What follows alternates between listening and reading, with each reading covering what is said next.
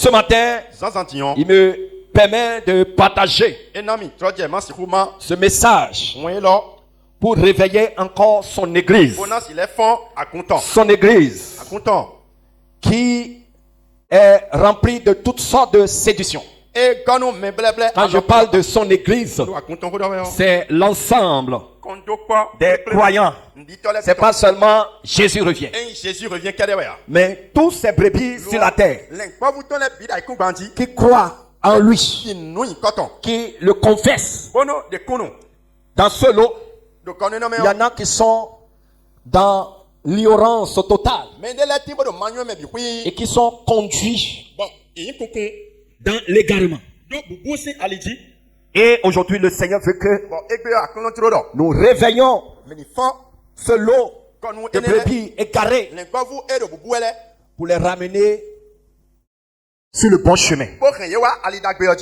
Donc, notre message de ce jour est intitulé Sortir des églises de la voilage pour rechercher le vrai troupeau. On commence à voir si une église est dans la vérité. Alléluia. Nous allons commencer avec le passage de Luc chapitre 13.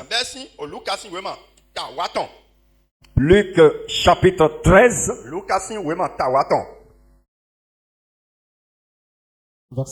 Nous allons prendre à partir du verset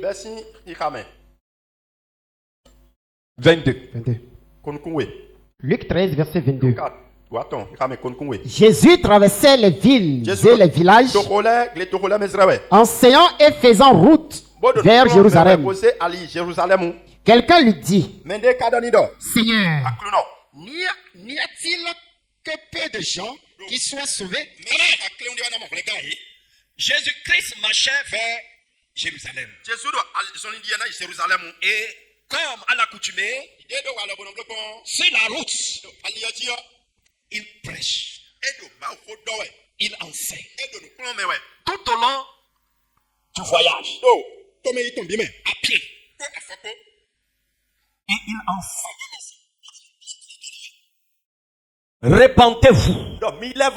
Le royaume des cieux est proche. Abandonnez le péché. Mettez de l'ordre dans votre vie. Fuyez le péché. Sortez de l'idolâtrie. Abandonnez le vol. Abandonnez l'impudicité. Abandonnez la corruption. Abandonnez l'occultisme. Sortez de la sorcellerie. Jésus prêchait tous les sujets. Jésus prêchait sur la vie dans laquelle les hommes étaient. La vie de péché dans laquelle les gens étaient.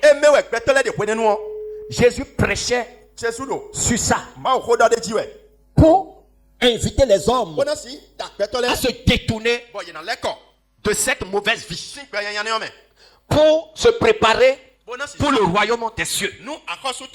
Le message de Jésus était un message révolutionnaire parce que c'est un message auquel les hommes n'étaient pas habitués. Aucun prophète en son temps n'avait parlé ainsi. Donc les hommes vivaient dans cette vie. Et Jésus-Christ prêchait pour les amener à la raison.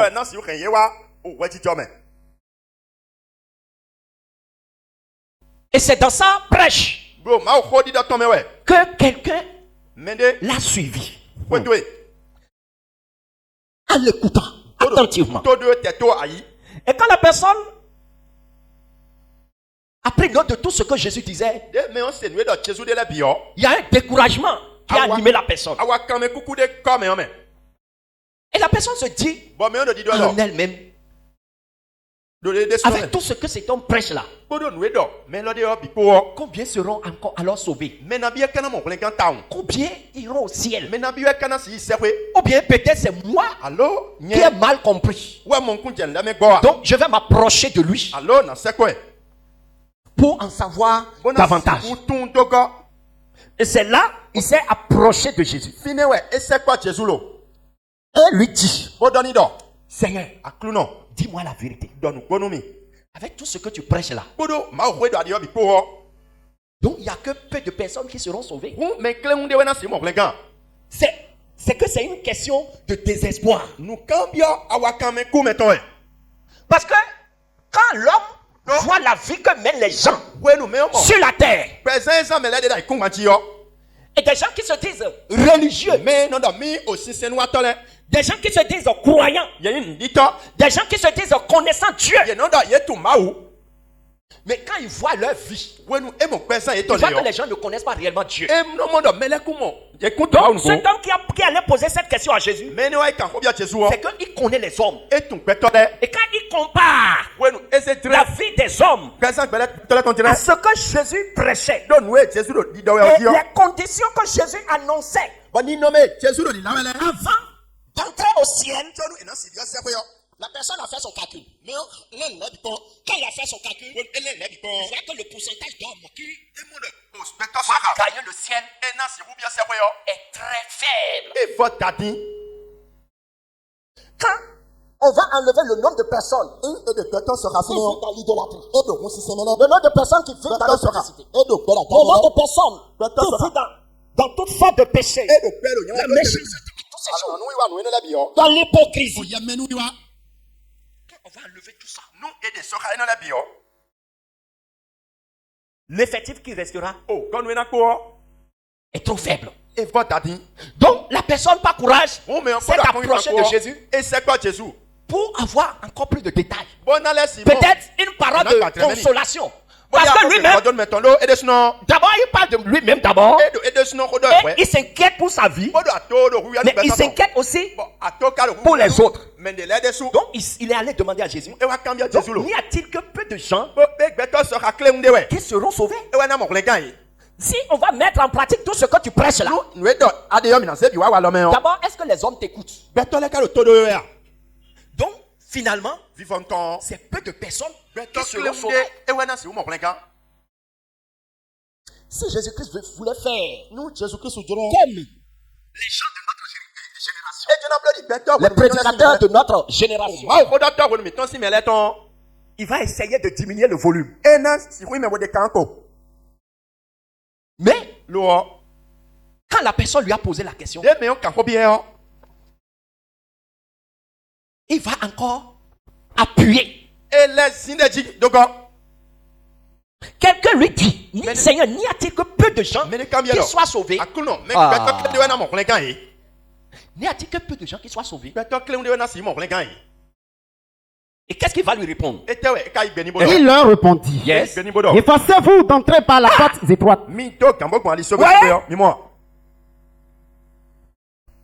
Jésus a laissé le cas des autres. Et il va s'adresser à celui qui est venu lui poser la question et son entourage. Et lui dit, efforcez-vous d'entrer par la porte étroite. il faut t'efforcer. Toi là, ne regarde pas l'effectif, ne regarde pas la foule. Ne regarde pas. Ah, les gens sont remplis dans le catholicisme. Les gens sont remplis dans le christianisme. Les gens sont remplis dans l'islam. Oui, il y a beaucoup qui se posent cette question. Vous là, ça ne va pas chez vous. Donc, vous pensez que tout ce monde de catholiques là vont aller à l'enfer? Vous pensez que tous ces monde de musulmans vont aller à l'enfer? Tous les hommes sont des enfants de Dieu. Beaucoup raisonnent de cette manière. Mais Ils font leur calcul. Mais leur calcul est faux devant Dieu. C'est ça Jésus est en train de dire ici.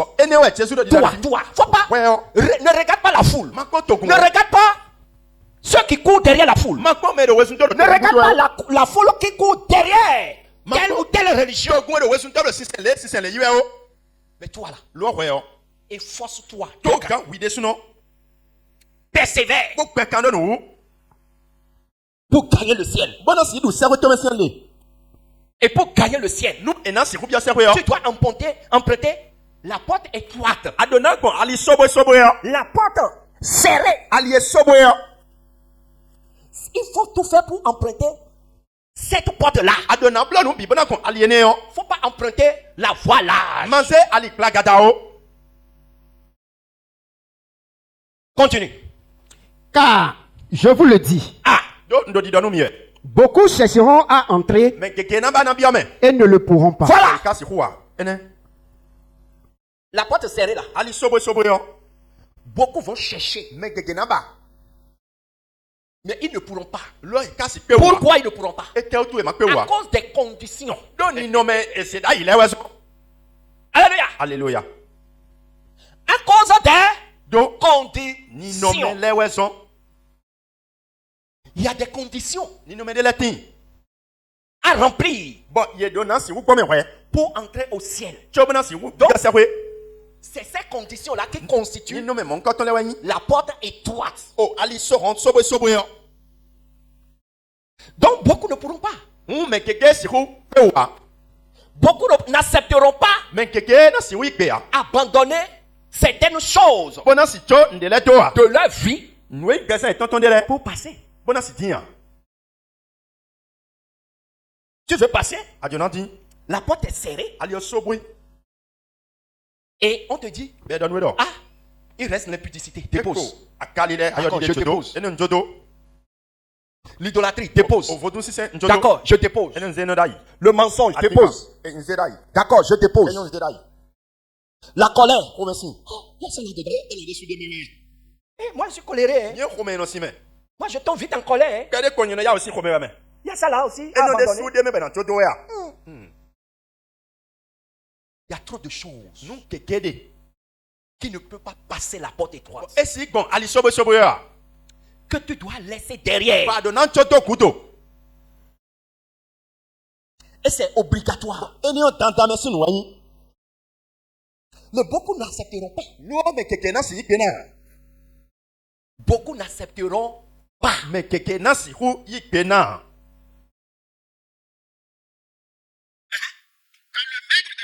Se sera levé et aurait fermé la main. Quand tout sera fini, voyez, nous sommes encore sur la terre.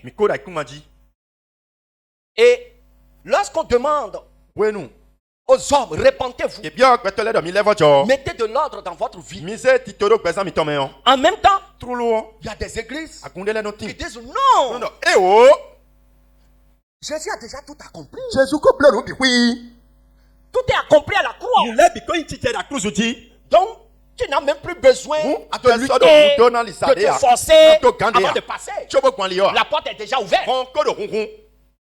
Quels que soient tes péchés, tu vas aller. Jésus est déjà mort pour toi.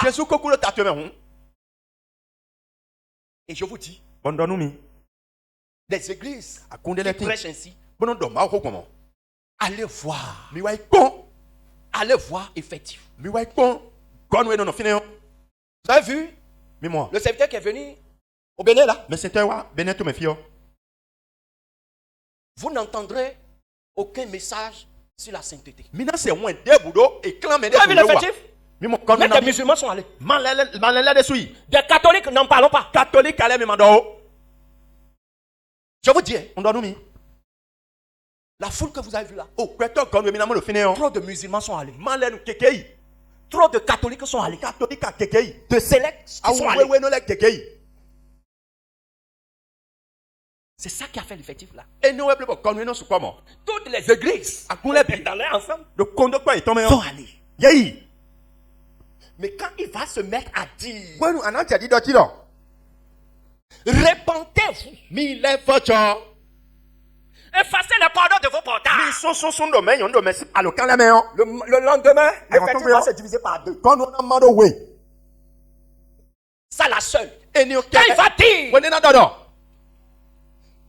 toutes les femmes qui portent des collants, des pantalons vont atterrir en enfer. Toutes les dénominations, chacun va commencer par trier. Les pasteurs vont commencer par téléphoner leurs fidèles. On dit, hé, le monsieur là, il n'est plus dans la vérité. Il ne faut plus aller, il ne faut pas aller vous suivre. Je vous dis. Quand il va se mettre à dire, tous ceux qui prêchent Vierge Marie vont aller en enfer. Mais non, Vierge Marie, les catholiques ne seront pas contents. Ils sont venus chercher bénédiction. Ils sont venus chercher guérison. Ils sont venus chercher miracle. Ils sont venus chercher impactation. C'est ce qu'eux ils sont venus chercher. Ils ne sont pas venus chercher le ciel. Ils ne sont pas venus pour le ciel. Le ciel là c'est après la mort. Si quelque chose arrive après la mort, eux ils s'en foutent. Donc eux, c'est tant qu'ils sont vivants là. Les choses de la terre. C'est ça. Dans tous les pays, tout le monde qui se rassemble. Mais les buts, peuple de Dieu, ça me fait pleurer moi. Nous n'avons rien contre eux.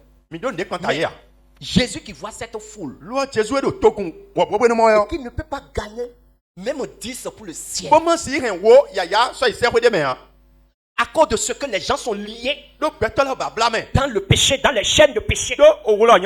Et la seule occasion qu'un homme de Dieu puisse avoir et tenir micro devant cette foule et ne pas crier.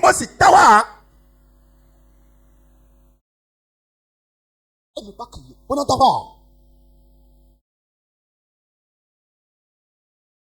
Les gens sont venus avec leur fardeau de péché. Et ils retournent avec leur fardeau de péché. Je vous dis, le Seigneur pleure. C'est pour ça que il est en train de parler ici. Ne suivez pas la grande foule. Mais suivez là où il y a la vérité.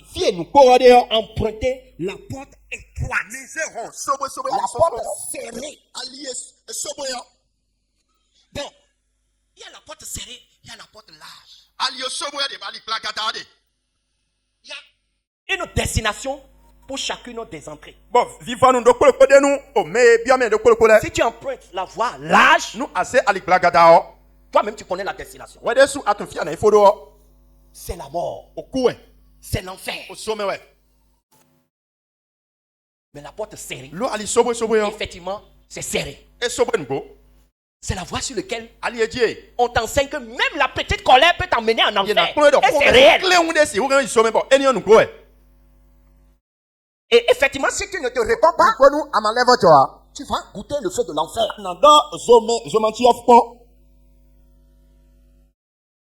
Mais si tu es sur la voie large, personne ne va te perturber.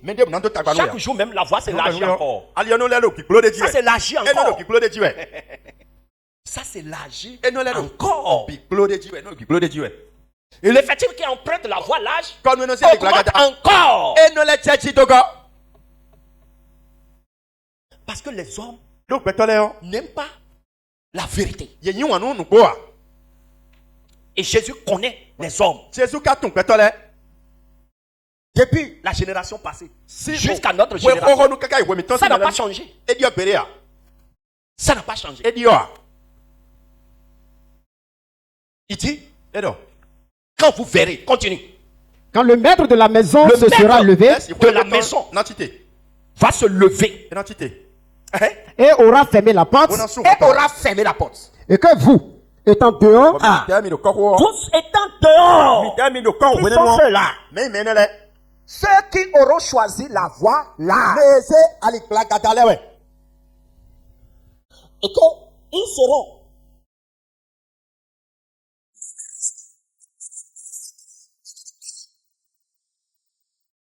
Mais les autres seraient déjà dedans. Et en ce moment, ceux qui seront bloqués vont commencer par frapper. Pardon Seigneur. Pardon Seigneur. Pardon Seigneur. Pardon Seigneur. Pardon. Oh, fais pitié.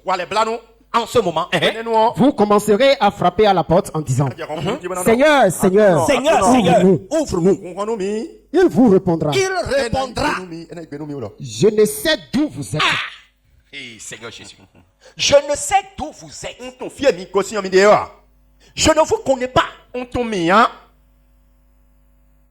Peuple de Dieu. Ça fait peur. Et tout récit. Quand des gens vont dire ah, toute ma vie, j'ai été chrétien. Oh Seigneur, c'est toi j'ai adoré. J'étais chantre. J'étais prophétesse. Ah, je suis prédicateur, évangéliste, pasteur. Des gens vont utiliser tous leurs arguments pour essayer de convaincre le maître. Alors vous vous mettrez à dire nous avons mangé et bu devant toi. Nous avons mangé, nous avons bu devant toi. Ah, Seigneur, tu ne me connais plus. C'est moi je chante à l'église, Jésus revient. Ah, c'est moi je prêche, Jésus revient.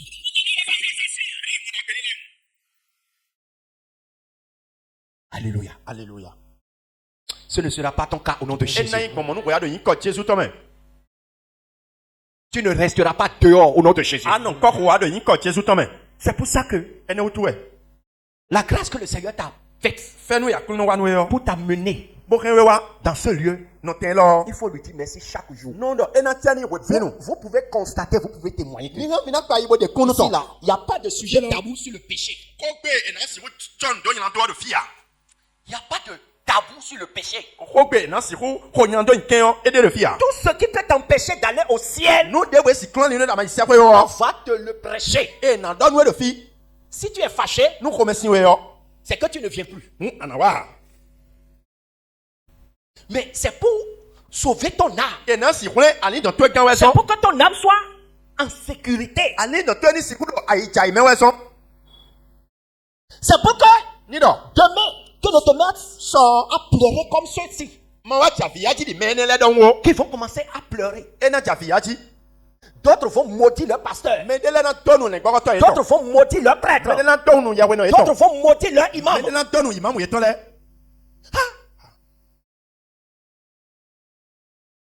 Mais en ce moment, ceux qui auront emprunté la voie étroite et qui auront demeuré sur la voie étroite, ceux-là seront dans la joie, dans la fête. Mais en ce moment, les autres seraient dehors avec des pleurs. Et ils vont frapper de toutes leurs forces pour que le maître ouvre. Mais quand il va fermer, il n'ouvrira plus. L'amour de Jésus là, c'est au moment où tu es vivant, où tu peux le supplier, tu peux encore te repentir, tu peux encore abandonner tel péché.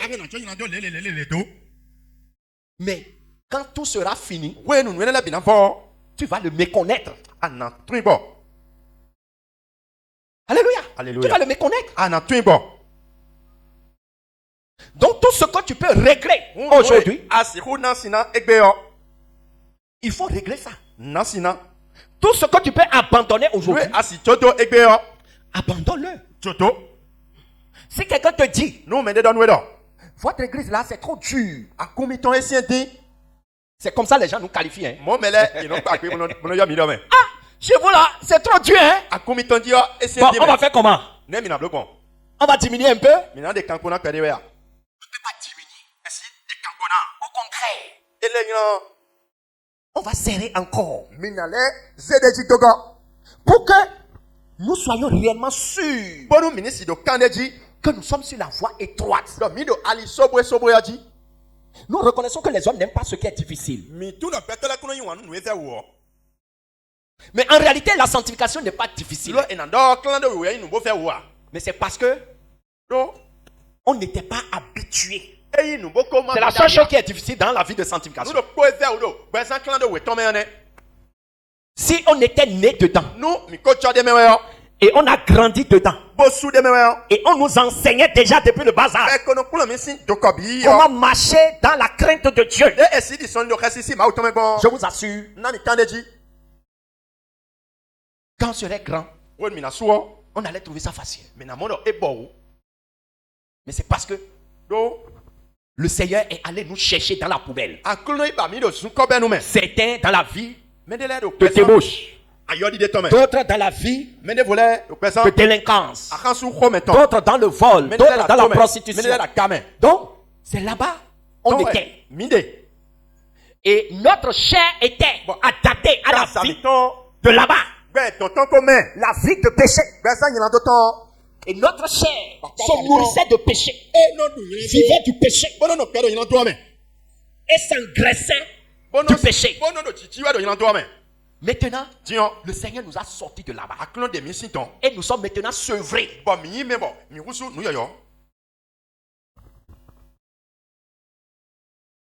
Ce que un enfant aimait manger, et on commence par le priver de ça. Vous voyez que ça devient un peu difficile. Parfois même l'enfant commence par maigrir. Quand on fait le sevrage, et dit à nous violons les nobles bon. Et on coupe mon train. Voilà. Jésus le train mais ouais. À travers pour Jésus, il faut prendre Jésus. C'est ça. Si tu viens à Jésus là, tu dois accepter qu'il te brise. C'est ça. C'est en ce moment que la chair trouve les choses spirituelles difficiles. Vous voyez, quand on était gros là, on peut pas emprunter la porte étroite. On doit te casser. On doit te casser. On doit te casser. On doit te casser. Les péchés qui t'avaient fait grossir, Jésus va enlever ça. Alléluia. Alléluia. C'est pour ça que le livre de Galates 5 nous a parlé du combat entre la chair et l'esprit. Alléluia. Alléluia. La chair a ses désirs. Mais l'âme aussi a ses désirs. Les désirs ne sont pas les mêmes. Quand nous étions dans le monde, notre chair était engraissée par le péché. Mais en ce moment, notre âme était mourante, en agonie. Maintenant, quand le Seigneur nous sort de là-bas, Dieu est en train de laisser notre corps en agonie. Commence à pleurer. Alléluia. Alléluia. Continue. Alors vous vous mettrez à dire. Nous avons mangé. Ceux qui auront vécu dans la vie de la voie large, la vie sans panneau stop, sans panneau de signalisation,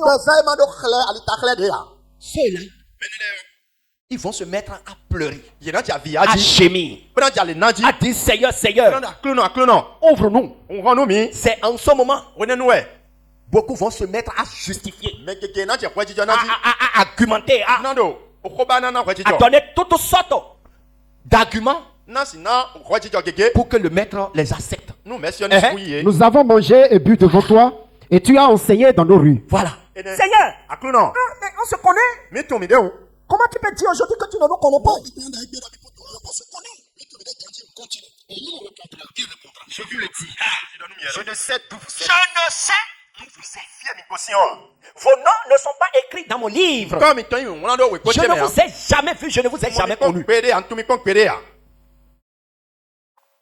Retirez-vous de moi. Retirez-vous. Vous tous, ouvriers d'iniquité. Ouvriers d'iniquité. Des gens qui pense servir Dieu, mais qui le servent dans l'iniquité, qui le servent dans l'hypocrisie. Le Seigneur dit, ouvrier d'iniquité, peuple de Dieu, ce message nous concerne. Et chacun doit prendre le temps de sonder, de méditer. Est-ce que je suis sur le bon chemin? Est-ce que je suis toujours sur la voie étroite? Ou bien j'ai viré? Tu peux être dans une église de sainteté et avoir déjà viré.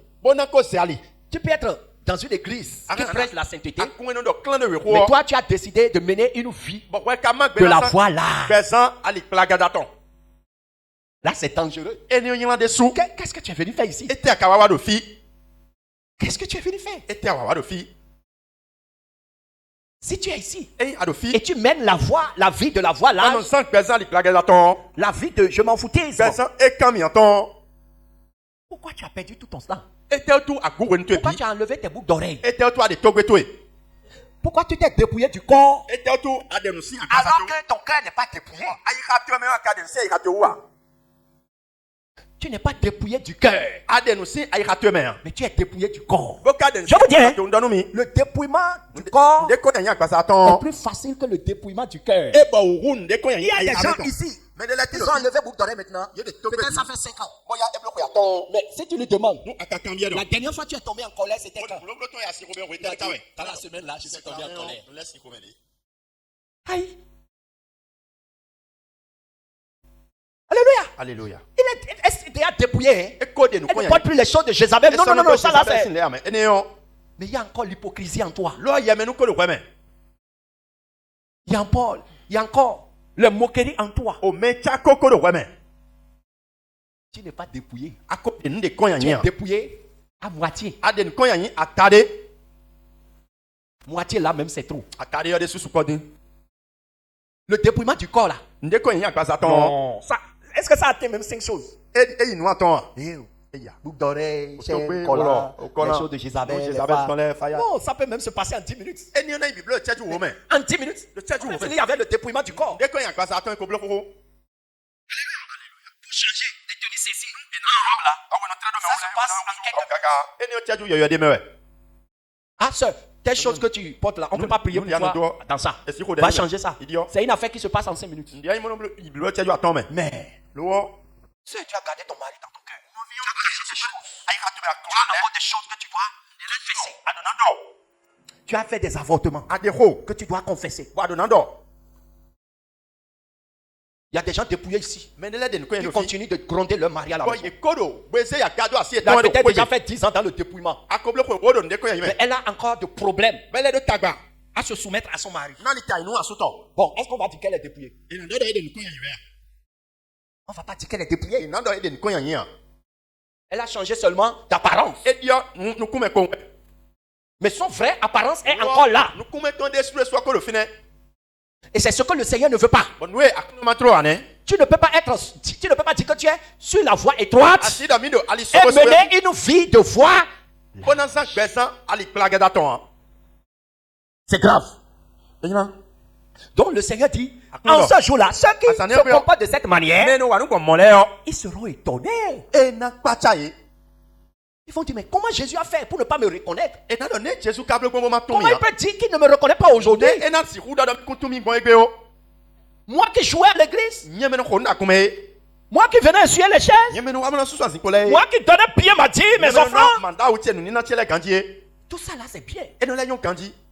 Ah, mais attention, on va aussi jauger ton cœur, l'état de ton cœur. Ton cœur est comment? Est-ce que tu t'es dépouillé des rudiments du vieil homme? Ce que tu as gardé dans ton cœur, est-ce que tu les as libérés? Tu as enchaîné des gens dans ton cœur. Est-ce que tu les as libérés? Alléluia. Donc, le Seigneur ne veut pas un dépouillement religieux. Le dépouillement religieux là, c'est quand tu portes une longue robe. Ah, vraiment, Quand on te voit, non, ça là, la sœur là, elle vient du ciel. Mais le cœur, oh! Alors, mon frère, ma soeur, ne soyez pas des religieux. Des religieux hypocrites. Alléluia. Alléluia. Ne soyez pas des tombeaux blanchis. Mais soyez. C'est que tel que vous êtes à l'extérieur, à l'extérieur, dehors, soyez pareil à l'intérieur. Tel que tu es, tel qu'on te voit physiquement. Il faut que tu sois ainsi intérieurement. Sinon, tu es religieux. Et c'est à ceux-là que le Seigneur s'adresse ici. Les religieux vont se mettre à justifier comment ils étaient réguliers à l'église, comment ils respectaient les choses de l'église, mais intérieurement, ils sont hypocrites. Alléluia. Alléluia. Retirez-vous de moi, vous tous, ouvriers d'iniquité. C'est là qu'il y aura des pleurs et des grincements dedans. Pleurs. Les gens vont trop regretter. Les gens vont regretter tous les temps qu'ils ont passé dans l'hypocrisie. Alléluia. Alléluia. Quand vous verrez Abraham, Isaac et Jacob et tous les prophètes dans le royaume de Dieu, et que vous serez jetés dehors. Que le Seigneur nous épargne de cela. Il en viendra de l'Orient et de l'Occident, du Nord et du Midi, et ils se mettront à table dans le royaume de Dieu. Alléluia. Le Seigneur Jésus tient beaucoup à la repentance. Le Seigneur ne calcule pas le temps que tu fais à l'église. Mais le jour où tu prends ton salut au sérieux et tu renonces réellement à ton ancienne vie, c'est le jour-là que le Seigneur commence par prendre note. Mais tu confesses les péchés, tu les retournes dedans. Tu les confesses, tu les retournes dedans.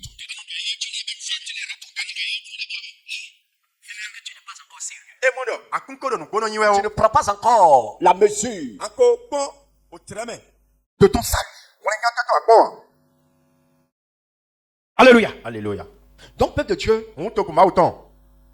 ne soyons pas comptés parmi ceux.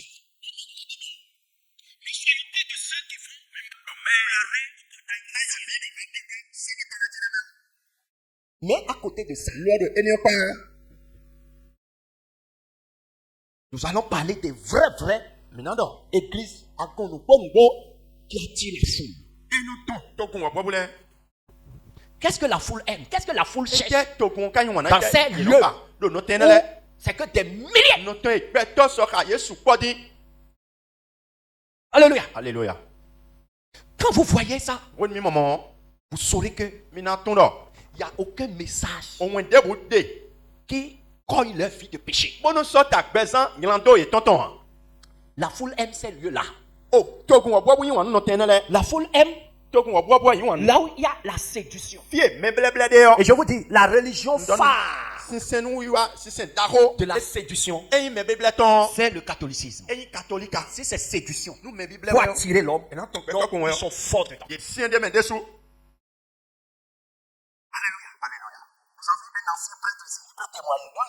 Acclamez pour Jésus encore. C'est la saison des anciens prêtres. Acclamez encore pour Jésus. Jésus va amener ses vrais enfants. Même qui sont utilisés là-bas. Que le diable a recruté pour les utiliser dans ces religions. Juste pour amener les gens en enfer. Le Seigneur va les sortir tous de là-bas pour les amener dans la vérité, pour les amener dans la saine doctrine. Je vous dis la vérité. c'est un symbole de la séduction. C'est que, regardez, c'est que tout ce qui peut te déranger, on a enlevé tout ça dans cette religion. Qui va te parler de péché? Non. Même celui qui est devant toi, lui-même il est dedans. Pourquoi il va te déranger? C'est pour ça qu'on a attaché le corps des hommes.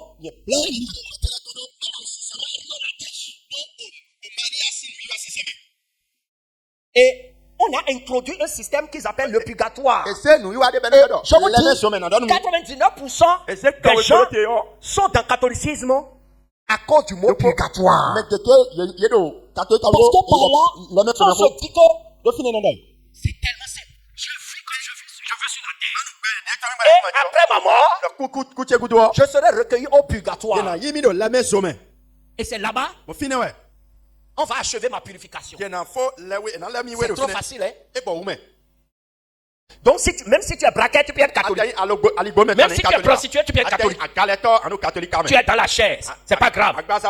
Quand tu mourras, tant que ta famille se souvient de toi et organise et demande des messes pour toi, tu es en train d'être lavé au purgatoire. Vous voyez que c'est tellement gentil. Tellement gentil, tellement joli. Si ce message, quand on te dit ça, pourquoi tu ne vas pas vivre comme tu veux sur la terre? C'est ça la séduction. Et c'est pour ça que les gens sont accrochés à cette religion. Quand les gens te disent je suis né catholique, je vais mourir catholique, c'est pas à cause de la vérité. C'est pas qu'une vérité est prêchée là. Mais c'est la facilité qu'on a mis dans la religion. C'est que les gens se sentent à l'aise.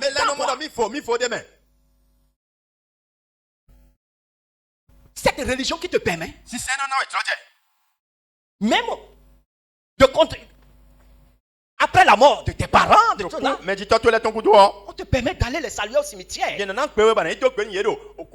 Amener des bougies. Mais les bougies sont vendues. Hein? Il y a aussi le système commercial qui dit tout ce genre actuellement, attendez-moi. Peuple de Dieu. Comment les gens ne vont pas aimer cette religion qui n'a rien de chrétien? Il n'y a rien de chrétien dedans, mais qui a copié tout ce qui se fait dans le fétichisme et qui a modernisé cela et qui en fait une religion chrétienne mais qui n'en est pas. Pourquoi les gens ne vont pas remplir là-dedans? La séduction attire de la foule. La séduction attire du monde. La vérité n'attire pas le monde. Aujourd'hui, le catholicisme est déjà près de 2 milliards sur la terre. Regardez, quand le pape va quelque part, regardez la foule. La dernière fois, il est allé en Turquie. Il est allé même célébrer la messe dans une... Il a visité une mosquée. Voilà.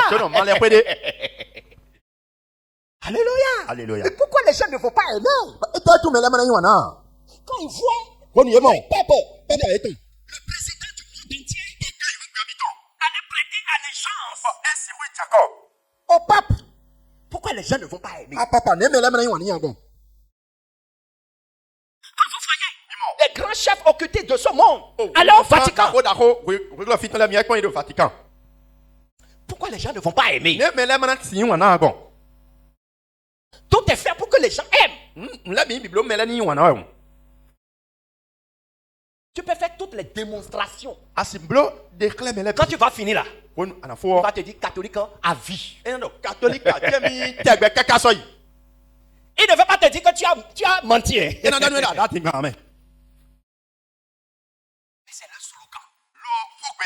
Parce que le diable c'est que la dose de la séduction qu'il a mis dans catholique là. Non, ils sont dans l'overdose. C'est de l'overdose religieuse. Hein? Alléluia. C'est trop fort. Et c'est dit. Alléluia. Les foules aiment aussi les églises.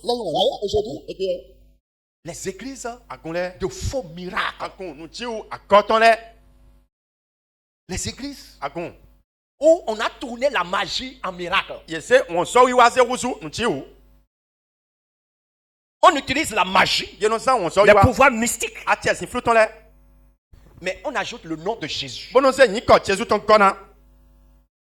Pourquoi la foule ne va pas aimer? C'est là que vous allez voir la foule. Regardez. Ce faux serviteur de Dieu qui est au Nigeria, Joshua. Des vrais chrétiens sont allés là-bas. Mais qu'est-ce qu'ils sont allés chercher? Le miracle. Le miracle. La délivrance. La guérison. Peut-être qu'ils ont trouvé. Et leur âme. Point d'interrogation.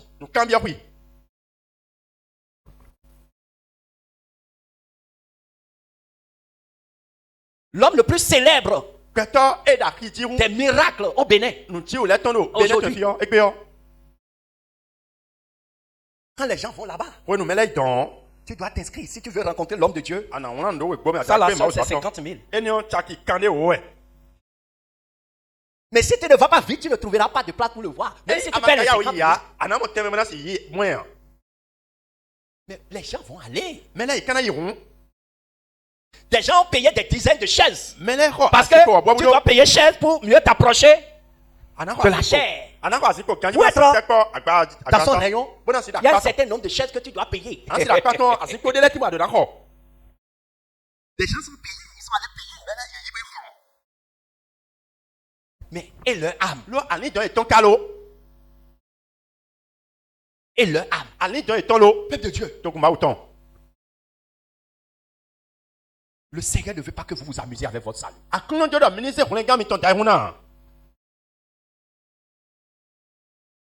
Peut-être là où vous êtes, les gens vous trouvent malheureux, misérable, parce que vous n'êtes pas dans une église brillante.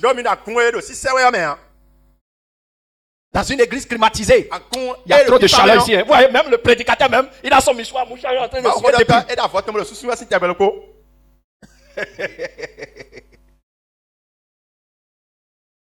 Peuple de Dieu, soyez fiers que le Seigneur t'a fait la grâce d'être dans le bon troupeau. Et le troupeau dans lequel on te dit encore de prier. Vous sondez encore si Jésus est toujours là. C'est que on te donne toute la transparence. Mais pourtant les gens vont encore douter. Peut-être qu'ils ne voient pas le miracle fire for fire. Et Jésus-Christ a dit. Lis-moi le Matthieu 7, 13 là. Matthieu 7, verset 13. Verset 13, je lis au nom de Jésus. Vas-y vite. Entrez par la porte étroite. Jésus répète les mêmes choses. Entrez par la porte étroite. Car large est la porte, spacieux est le chemin qui mène à la perdition.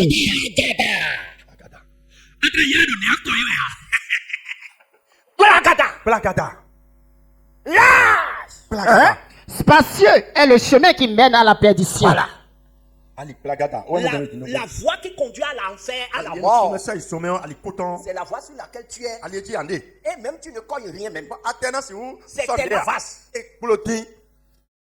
Tu peux courir à la vitesse que tu veux sur cette voie. Il n'y a pas de feu tricolore. Il n'y a pas de total. Il n'y a pas de pont, il n'y a rien. Tu peux te ralentir. Tu vas te dire. Il n'y a pas ça. Jésus dit. Lâche. Vas-y. Et il y en a beaucoup qui entrent par là. Beaucoup. Beaucoup. Je vous dis, le fétiche que nous faisons ici là. Moi, chaque jour, je bénis le Seigneur. Pour moi, c'est le miracle de ma vie. Alléluia. Alléluia. Pour moi, c'est un miracle. Et c'est parce que le Seigneur a suscité le réveil. Et le réveil, c'est que beaucoup de cœurs sont touchés. Beaucoup de cœurs sont sensibles au message de repentance que le Seigneur a mis dans notre bouche pour prêcher. Et quand les gens écoutent cela, c'est comme à Ninive. Leurs cœurs sont touchés. Ils ont décidé d'abandonner. Ils ont décidé d'abandonner la vie de péché pour se mettre en règle. Il y a aussi beaucoup qui veulent adorer le Seigneur dans la sincérité, dans la vérité. Mais partout où il va, il tombe toujours dans la séduction. Il se trouve toujours que Jésus n'est pas là. Et d'autres ont tellement cherché que leur dernière destination, malgré que c'est faux, ils ont dit bon, je vais rester ici. Bon, je n'ai pas trouvé. Je vais faire comment? Bon, je vais rester ici. Il y a d'autres, ils se résolvent de rester même à la maison. Ils lisent leur Bible. Parce qu'ils cherchent la vérité. Ils n'ont pas trouvé. Peuple de Dieu. C'est pour cela que le Seigneur a créé ce réveil. Acclamez pour Jésus-Christ. Et c'est vous. Vous êtes ceux-là qui cherchez la vérité. Vous cherchez. Le Seigneur sait, il sent que vous cherchez réellement. Quand vous là, vous êtes fatigué du péché. Vous êtes fatigué du monde. Le fardeau de péché là, ça vous fatigue. Et vous cherchez quelqu'un qui va vous décharger. Mais quand vous allez dans une église, c'est encore d'autres fardeaux qu'on vous met sur votre tête. Regardez, un musulman qui veut quitter l'islam et qui tombe sur le catholicisme. Qu'est-ce qui s'est passé? Est-ce qu'il s'est converti? Hein? Un musulman qui veut quitter l'islam et qui tombe sur une église de fire for fire, il doit payer bougie, il doit payer l'huile d'onction, il doit payer mouchoir d'onction, il doit payer bracelet d'onction. Bon, je retourne d'abord à la mosquée. Et c'est la réalité de plusieurs. Je vous dis, c'est ce que beaucoup ont vécu. Mais gloire soit rendue au Seigneur. Gloire soit rendue au Seigneur. Quand ils découvrent le groupe Jésus revient. Non, c'est que Alléluia. Quelqu'un qui a marché peut-être un mois dans le désert, qui allait trouver de l'eau vivante. Vous voyez la joie qui les anime, la paix qui les anime, le bonheur qui les anime. Une église où tu es libre, où on n'exerce aucune pression sur toi pour t'arnaquer, pour te racketter. Pour chaque fois, tu dois payer quelque chose. Chaque fois, tu dois payer pour la délivrance. Qui a payé pour la délivrance ici? Ma fille, lève-toi. Lève-toi. Acclamez Jésus pour sa vie. Tu es venu ici, ça va combien de temps? 3 semaines. Et qu'est-ce que Jésus t'a fait? Jésus m'a délivré. Acclamez Jésus pour sa vie. Je vous dis, c'est sa maman même qui l'a amené. C'est qu'ils sont désespérés. On fait passer partout. Elle est venue dans la dépression. Elle ne se connaît pas. Parce que les esprits de serpent, les esprits de mort. Mais le Seigneur Jésus-Christ l'a délivré. Et quand sa maman l'a déposé, peut-être qu'elle pensait qu'on va lui demander d'aller chercher le reçu au secrétariat. Mais elle a déposé, elle est rentrée. Et personne ne l'a appelé pour lui demander envoie telle somme. Non. J'ai demandé simplement de lui donner de l'argent pour ce qu'elle-même va manger sur le site. Mais elle est là. Jésus l'a délivrée depuis la semaine dernière. Complètement délivrée. Mais sa maman vit avec un musulman. J'ai dit à ta maman, ma soeur, c'est pas elle que tu as amenée. Mais c'est toi-même que Jésus veut. Tu étais chrétienne, tu as épousé un musulman. Ah, tu as sacrifié ton âme. Je lui ai dit la vérité. Ça peut choquer, mais c'est réel. Alléluia. Alléluia. C'est ça l'église de Jésus. Une église où tu vas aller, on ne va pas, on va te dire, va t'inscrire au secrétariat. Et quand tu vas là-bas, on va te dire de donner telle somme. Mais c'est des églises de la mort.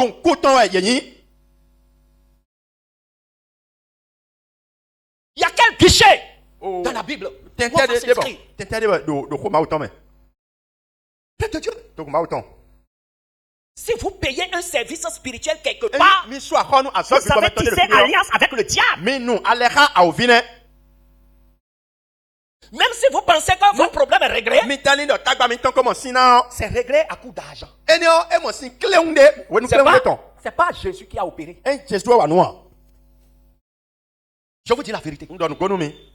Jésus-Christ a dit, vous avez reçu, donnez gratuitement. Donnez gratuitement. Gratuitement. Mais pour rencontrer l'homme de Dieu, il va payer.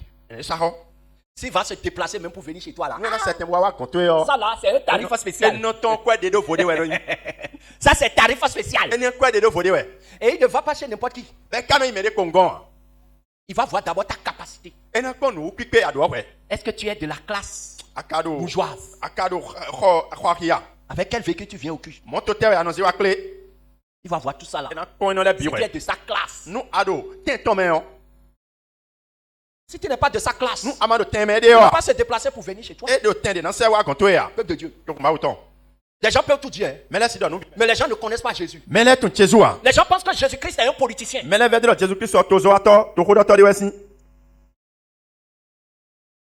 Je vous dis la vérité. Donc tous ces lieux continuent. Mais étroite est la porte. Resserrez le chemin qui mène à la vie. La porte qui mène à la vie, c'est serré. C'est serré. C'est serré.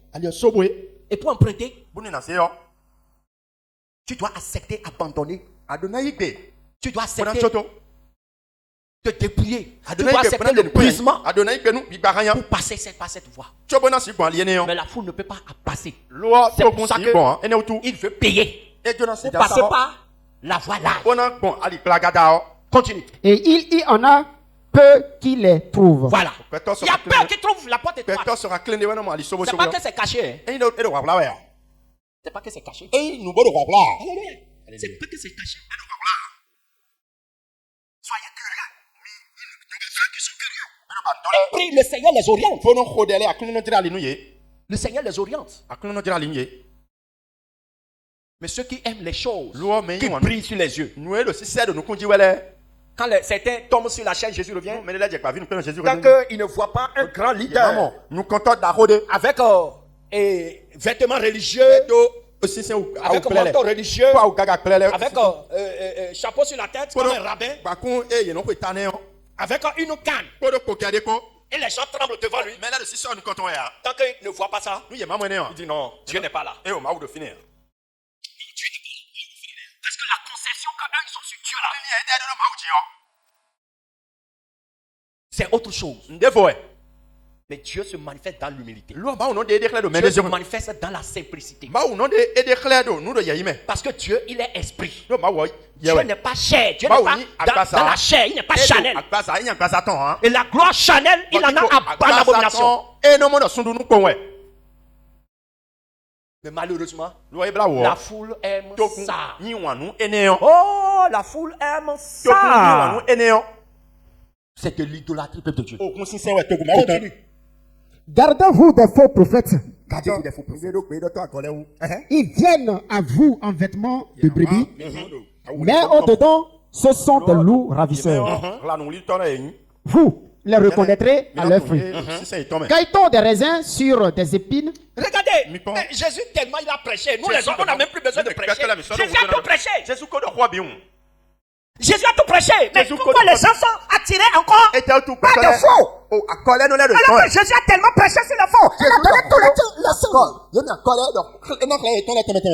Mais les gens sont toujours séduits. Oui, pourquoi? Parce qu'eux-mêmes sont faux. Et ils ne veulent pas aller là où il y a le vrai. L'esprit de fausseté qui est en eux est attiré par l'esprit de fausseté qui gouverne les faux prophètes. Eux-mêmes, ils sont faux. Ils ne veulent pas aller là où il y a le vrai. La personne ne veut pas abandonner la vie de duplicité. Il est obligé d'aller dans une église. Il ne va jamais prêcher contre ça. Vous comprenez? Donc, en réalité, c'est un partenariat entre les faux. Mais c'est Satan qui est le maître. Les faux s'associent. Les brebis sont dans la fausseté. Ils ne veulent pas quitter la fausseté. Maintenant, ils cherchent des églises où le leader est faux. Ils vont trouver, oui ou non? Ils vont trouver. C'est ça ce qui se passe aujourd'hui. Il a tout donné. Il a tout expliqué. Alléluia. Alléluia. Continue. Quand ils tombent des raisins sur des épines. Jamais. Ou des figues sur des chardons. Non. Tout bon arbre porte de bons fruits. Mais le mauvais arbre porte de mauvais fruits. C'est ça. Le mauvais arbre porte de mauvais fruits. Alléluia. Alléluia. Si l'église est dans la vérité, tu vas commencer d'abord par voir la vie du leader. Alléluia. Alléluia. Vois l'environnement. Quand moi je vais dans une église et je vois l'affiche du pasteur déjà au portail, je sais que là, ce n'est pas Jésus qui est là. C'est celui dont la photo est sur le portail. C'est son esprit qui gouverne cette église. Ou bien, allô? Mais c'est simple. Alléluia. Alléluia. Si je vais dans une église et je vois la photo du pasteur partout, et c'est la chair avec sa femme Jézabel, la photo de sa femme à gauche. Je ne suis pas adoré Jésus là, mais je suis venu adorer l'homme dans la photo est là. Mais c'est simple. Mais les gens ne vont pas regarder ça. Non. Parce qu'eux-mêmes sont faux. Ils cherchent de refuge dans leur fausseté. Et comme ils disent que bon, Jésus là, il est miséricordieux. Même si on appelle son nom n'importe où là, il est là. Donc ils pensent que Jésus est dans les faussetés, dans les églises de fausseté. C'est trop facile. Savoir qu'ils n'ont jamais adoré Jésus. Je vous dis. Jésus a dit. Ma parole que je vous prêche là. Est esprit et vie. Et c'est elle qui vous jugera. Quand quelqu'un va se mettre demain à dire Jésus, toi tu m'as trompé. Hein?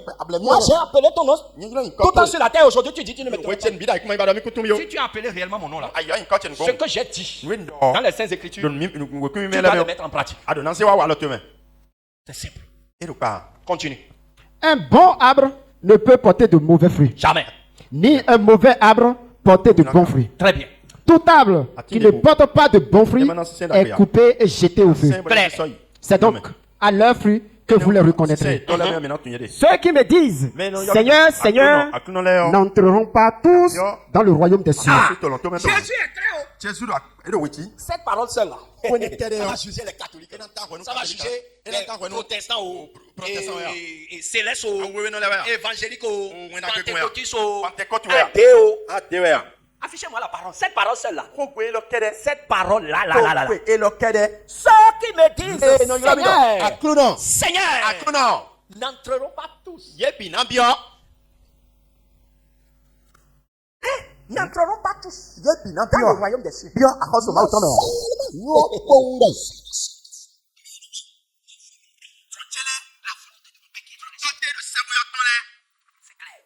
Donc tu dois te poser la question chaque jour. Est-ce que je fais la volonté de Dieu?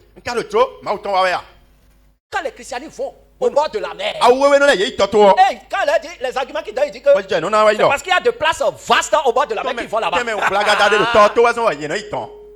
Donc eux, ils ne vont pas aller adorer Mami Wata. Et ceux qui vont aller faire la nuit. Les rituels qu'ils vont faire au bord de la mer la nuit. Les bougies qu'ils allument. Les sacrifices qu'ils font. Ça là, c'est parce qu'il manque aussi de place. Les hommes qui n'ont qu'à donner tous les arguments qu'ils disent. Il y a quelque chose. Le Seigneur dit. On ne se moque pas de lui. On ne se moque pas de Dieu.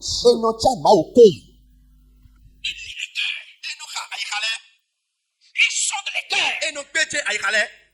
Les gens n'ont qu'à utiliser tous les arguments. Pour demeurer dans le faux. Dans la fausseté.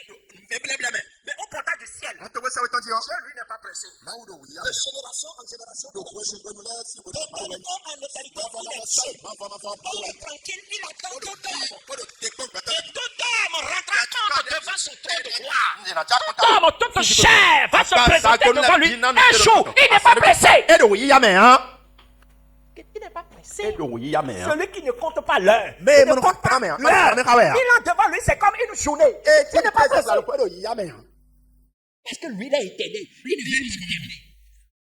Laissez les hommes faire ce qu'ils veulent. Mais au portail du ciel, il faut le trouver à coup sûr. Ça là, c'est sûr. Ça là, c'est sûr. Pourquoi ne pas rentrer en lui-même et chercher à adorer le Seigneur dans la vérité. Dans la vérité. Vous dites que vous adorez Dieu, mais vous associez le diable. Intérieurement, vous savez que vous adorez le diable. Dieu dit, tu ne te prosterneras devant aucune représentation quelconque. Aucune statue. Quand Dieu allait fabriquer toutes sortes de statues. Statue de Jésus, statue de Joseph.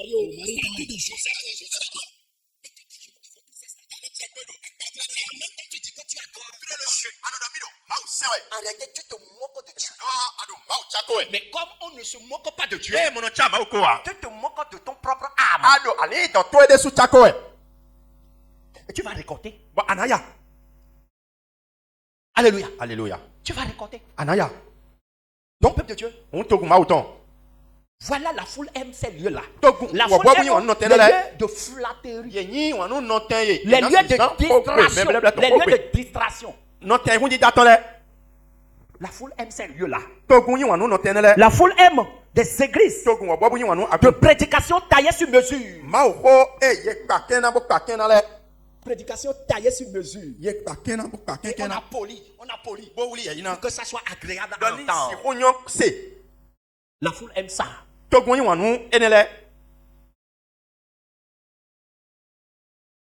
La foule aime les églises qui chantent la prospérité. Prospérité.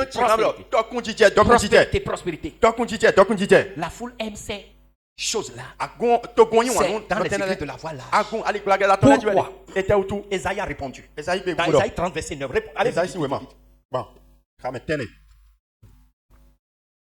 Esaïe 39. Esaïe 30, verset 9. Je lis au nom de Jésus. Yes. Car c'est un peuple rebelle. Un peuple rebelle. Voilà la réalité des hommes qui courent derrière les églises de la voie large. Ils ne veulent pas la repentance. Ils sont des rebelles. Ce sont des enfants menteurs. Je vous ai déjà dit. C'est une association de faux. Les enfants menteurs qui cherchent des pasteurs menteurs. Des pasteurs qui vont leur mentir. Qui vont les séduire. Qui vont les flatter.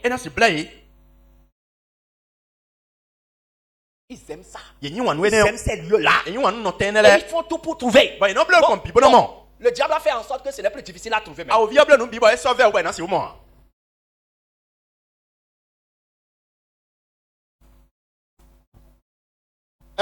Des enfants qui ne veulent point écouter la loi de l'Éternel. Ils ne veulent pas écouter la vérité. Ils ne veulent pas écouter là où on parle de sainteté. Là où on parle de sainteté. Ils ne veulent pas. Ils n'aiment pas. Ils n'aiment pas. C'est pour ça que il fuit les églises qui parlent de dépouillement. Il fuit les églises qui parlent de sainteté. Pour aller dans les églises de la voilage. Peuple de Dieu, ça fait ça fait pitié. Ils disent aux voyants, ne voyez pas. Ne voyez pas. Ils disent aux voyants, regardez. C'est que il y a des gens qui détestent tellement. C'est que quand on dit Jésus revient à leur côté, quand on dit Jésus revient, tellement ça les énerve. Et je me pose la question, qu'est-ce qu'on a fait pour les énerver? C'est ce que nous prêchons.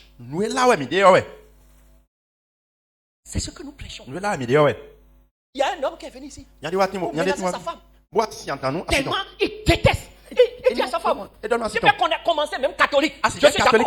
Mais tout sauf Jésus revient. Jésus revient, il y a des mains. Qu'est-ce que tu fais à ton mari à la maison? Il ne veut pas que Jésus revienne. Ou bien tu ne le respectes pas. Il dit, je le respecte. Mais qu'est-ce que tu le fais? Il dit, donc il va lui faire la pipe. Et c'est Jésus revient qui a refusé ça. Jésus revient et qu'on a pris Vous voyez? Dis-moi. Donc, il doit détester Jésus revient. Jésus revient. Oui. Parce que lui là, c'est ça, lui l'homme. Mais chaque fois, il a vu Jésus revient. Jésus revient. On prêche contre ça. Il va devenir fou. Allez. Je vous dis la vérité. Beaucoup de maris, beaucoup de femmes qui sont ici, dont les maris les combattent là. Ce sont à cause de ces choses que les femmes essayent de mettre en pratique à la maison. C'est pas Jésus revient qui a interdit. C'est la parole de Dieu qui a interdit ça. Mais dans les autres églises, vous n'entendez jamais parler de ça. Parce que même des pasteurs qui sont dans ça, il ne peut pas prêcher contre ça. Mais nous, le Seigneur nous a fait grâce pour qu'on prêche contre ça. Parce que la Bible dit aucune souillure ne peut entrer. C'est pour ça qu'il déteste. Il y a des maris qui disent à leurs femmes, ils vont même commencer l'islam. Je suis d'accord. Mais tout sauf Jésus revient. Jésus revient demain.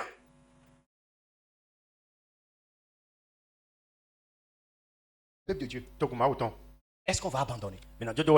Non. Alléluia. Alléluia. Continue. Et aux prophètes, ne nous prophétisez pas la vérité. Ce sont des enfants menteurs qui disent aux voyants, ne voyez plus. Ne voyez plus. Fermez vos yeux.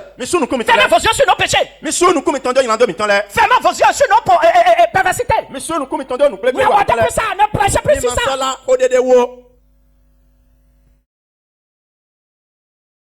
Et aux prophètes, ne nous prophétisez plus de vérité. Dites-nous des choses flatteuses. Des choses qui vont nous faire endormir. On veut faire endormir le bébé. Des choses qui nous caressent. Pour nous faire dormir. Des choses flatteuses. Des églises dormantes. Des églises de la mort. Et ils vont se réveiller en enfer. Ici là. Tu ne peux pas dormir. Tu ne peux pas dormir dans ton péché. On va sonner la con dans tes oreilles. Tu vas te réveiller. Tu vas fuir. Beaucoup ont fui. Ils ont fui. Ils ont fui. Est-ce que nous allons voir qu'ils sont en train de fuir pour dire bon, on va changer le message? Non. On ne va pas changer le message. On ne va pas diminuer le volume. Alléluia. Alléluia. Parce que c'est la mission que le Seigneur nous a donnée. Alléluia. Alléluia. Dites-nous des choses flatteuses. Prophétiser des chimères. Des mensonges. Oui. Il y a une femme ici. C'est ton portable. Il y a crédit 500. Maintenant, je vais prier. Il faut vérifier. Ton crédit, ça devient 100 000. Il faut vérifier. Alors, t'as dit, prêche, t'as dit, prophète.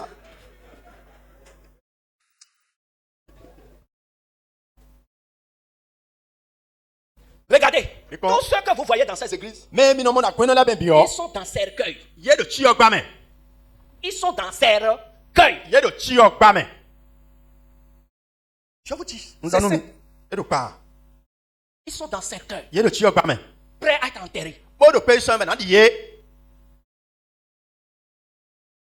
Je vous dis la vérité. Il ne veut pas lire la Bible. Il ne veut pas toucher à la Bible. Je vous dis la vérité.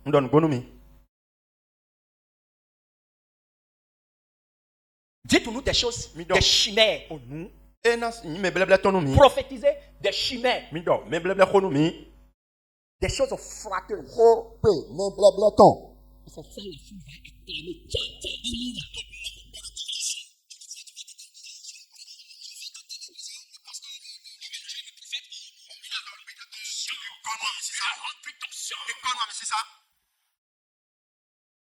Peuple de Dieu, c'est des églises de la mort. Des églises où les gens sont dans cercueil.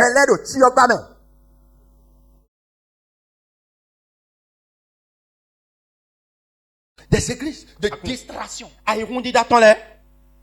Jésus n'est pas là. Détournez-vous du chemin. Voilà. Là où on va les détourner de la vérité. Là où on va les détourner de la crainte de Dieu. Il y a des églises, si tu vas avec une petite crainte de Dieu dans ton cœur, tu mets pied là, la première chose qu'on te fait, on enlève ça d'abord. Pour que tu n'aies plus de crainte pour Dieu. Pour nous, Amando reste ici de nous, Mao. Veillez sur vos âmes. Détournez-vous du chemin. Écartez-vous du sentier. Éloignez de notre présence le Saint d'Israël. Oui. Des brebis. Faux. Tu trouves des bergers faux. C'est une association de fausseté.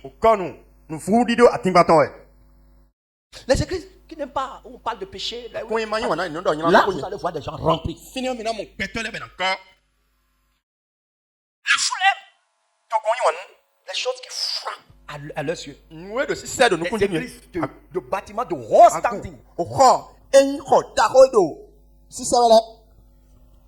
Alléluia. Alléluia. Le bâtiment haut standing. Il y a des gens, ils ne seront pas à l'aise dans une église où la toiture est en tôle. L'intérieur n'est pas climatisé. Les ventilos sont fatigués. Les poteaux sont en bois. Qu'est-ce que lui va faire ici? Il ne peut pas garer. Il n'y a même pas de garage. Il va garer son véhicule de 200 millions. Il ne va pas venir ici. Peut-être s'il vient une fois par erreur, il ne viendra plus. C'est ça. La foule aime.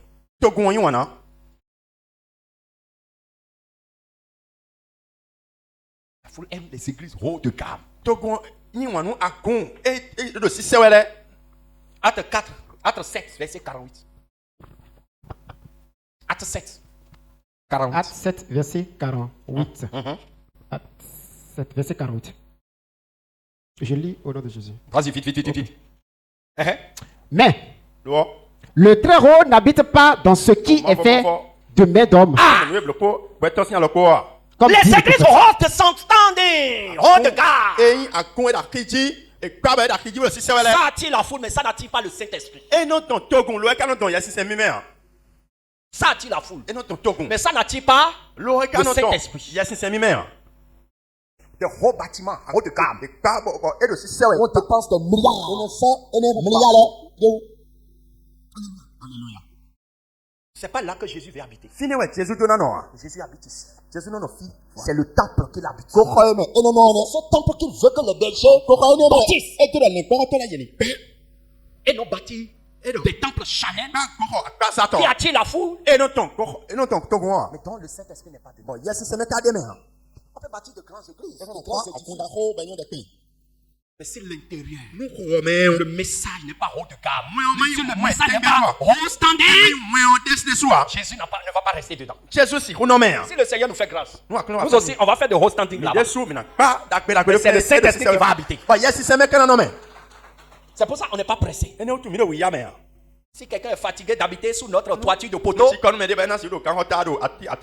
n'y a pas de problème. Ce qui est sûr, nous sommes à l'aise en Jésus-Christ. Mais peuple de Dieu,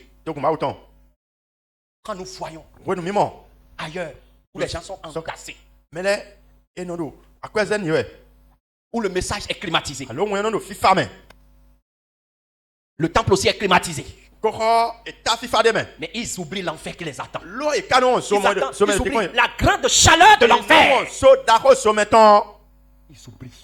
Mieux vaut que vous acceptez la chaleur sur la terre, étant dans la vérité, que de courir là où il y a climatisé et que vous allez mourir atterrir là où il y a la chaleur. La température de la chaleur sur la terre n'a rien de comparable à la température de la chaleur de l'enfer. Je vous dis la vérité. Quand vous atterrissez en enfer, même à centaines de kilomètres de l'enfer déjà, la chaleur que vous recevez, c'est trop fort. Alors attention. Comme dit le prophète, le ciel est mon trône et la terre mon marchepied. Quelle maison me bâtirez-vous? Quelle maison bâtirez-vous? Dit le Seigneur. Ou quel sera le lieu de mon repos? Jésus-Christ n'avait pas les églises de haute standing. Où la vérité n'est pas prêchée, il n'est pas là.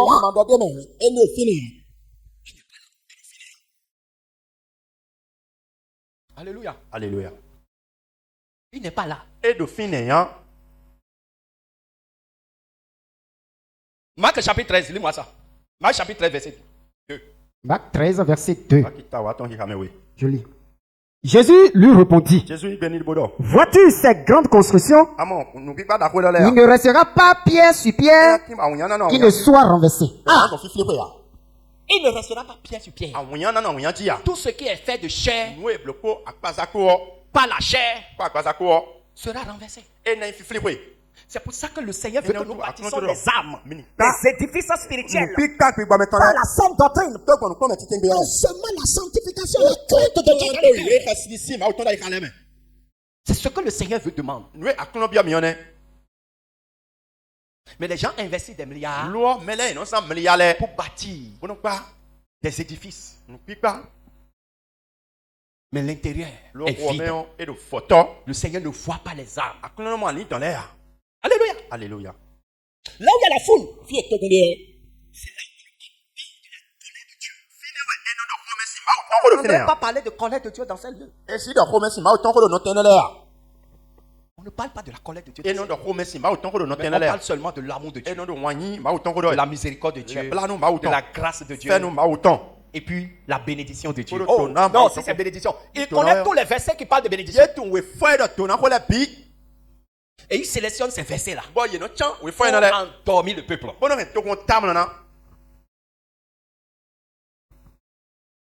Alléluia. Alléluia.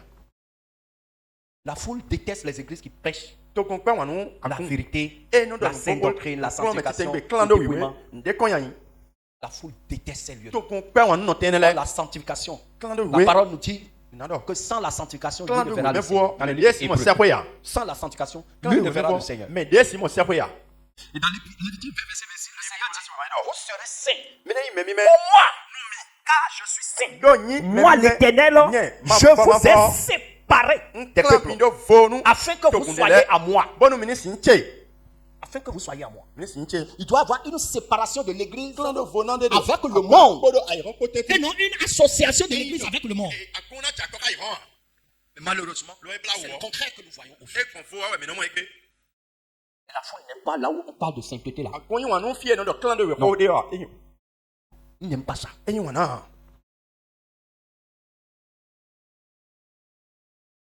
Puis dit les églises où on parle de dépouillement là. Où les femmes sont dépouillées, les hommes sont dépouillés. On fait les choses dans les normes bibliques. La foule n'aime pas ça.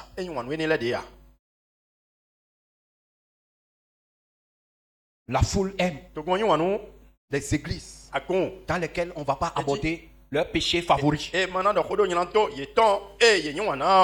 Chaque fois, on va leur parler, on va prêcher sur leur vie cachée, leur péché caché. Ils n'aiment pas ça. Mais la foule aime là où chacun vient exposer ses biens, chacun vient exposer ses véhicules de classe. C'est là la foule aime. La foule aime les églises. Chaque fois on parle de percée financière. Et ce qui me paraît bizarre, même les gens qui sont déjà riches là, ils ne sont pas fatigués de ces messages sur la prospérité. Tu es déjà riche. Tu as déjà la percée financière. Mais on dit chaque dimanche, on te sera béni. Amen. Amen, ami.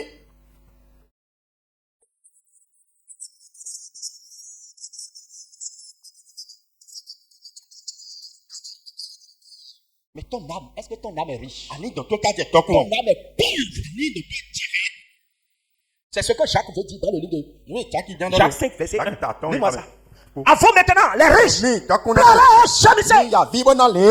cause des malheurs qui viendront sur vous. Vos richesses sont pourries. Vos vêtements sont rongés dans la tête. Votre or et votre argent sont souillés. Et leur rouille s'élèvera en témoignage contre vous.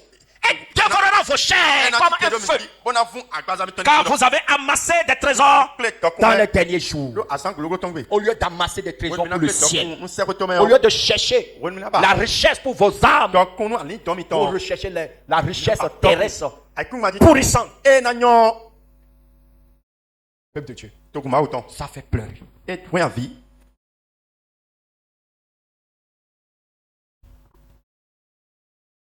La foule aime les églises dirigées par des femmes pasteurs. Vous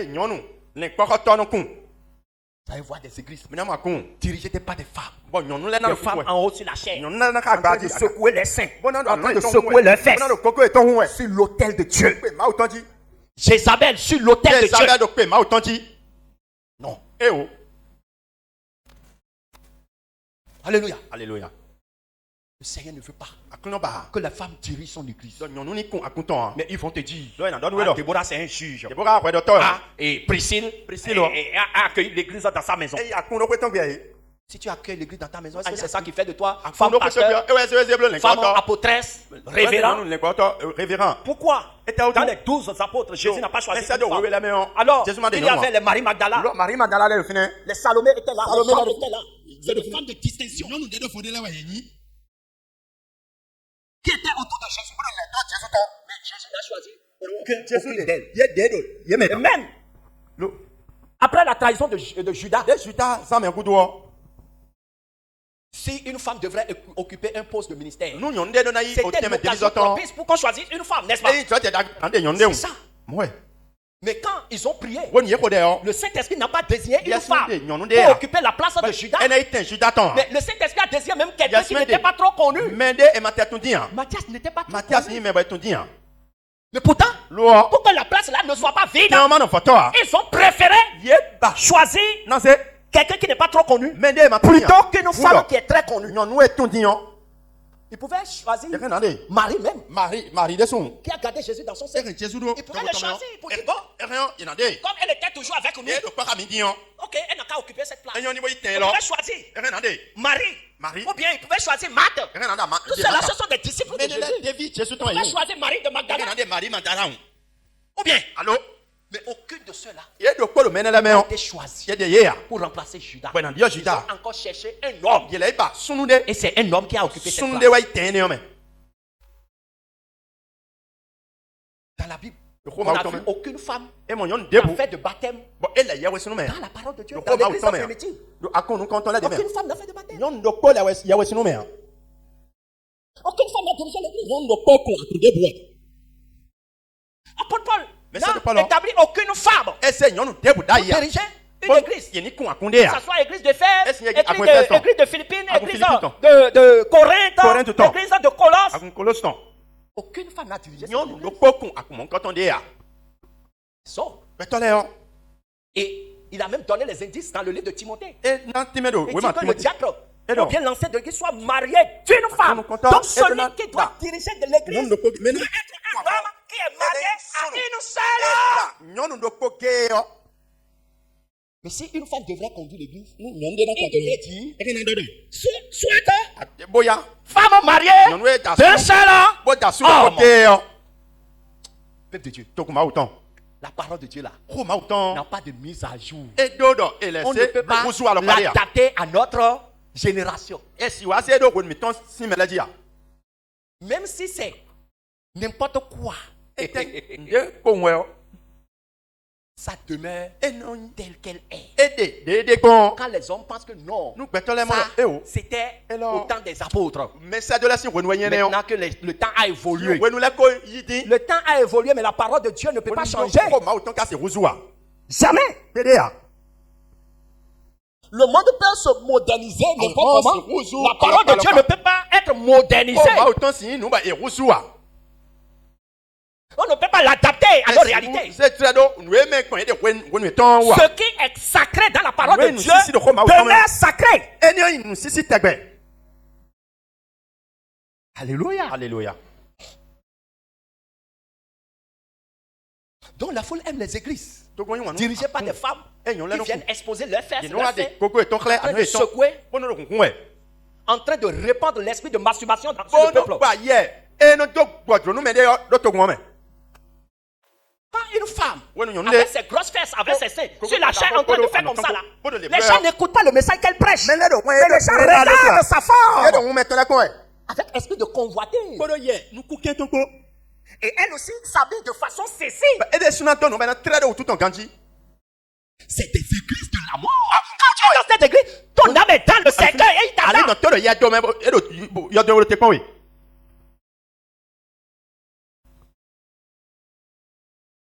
Fuyez. Fuyez. Si vous êtes dans ces endroits-là, ils vont donner tous leurs arguments. Ils vont tout expliquer. C'est toi qui exagères. Mais au portail du ciel, ils vont chercher à retourner sur la terre pour donner raison à Jean Gracien. Pour donner raison à la parole de Dieu.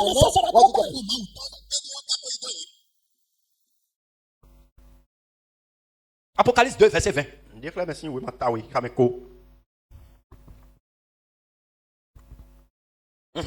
Mais ce que j'ai contre toi, c'est que tu laisses la femme Jézabel, qui se disent prophétesse, qui se disent pastoresses, qui se disent apôtresses, qui se disent doctoresses,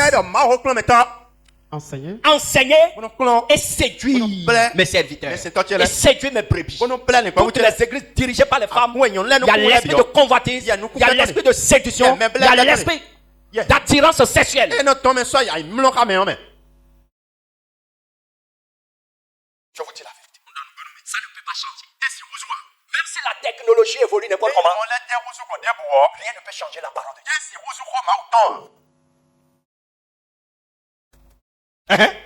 Enseignez et séduire mes serviteurs pour qu'ils se livrent à l'impudicité. Pour qu'ils se livrent à l'impudicité.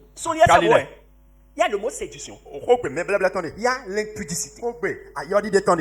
C'est ces mots-là qui règnent dans toutes les églises dirigées par les femmes.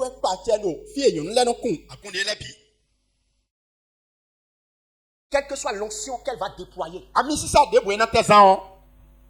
c'est pas le Saint-Esprit. Vous allez voir des églises où les hommes s'agenouillent devant les femmes. On va leur imposer les mains. Il reçoit quoi? Il reçoit l'esprit de sirène.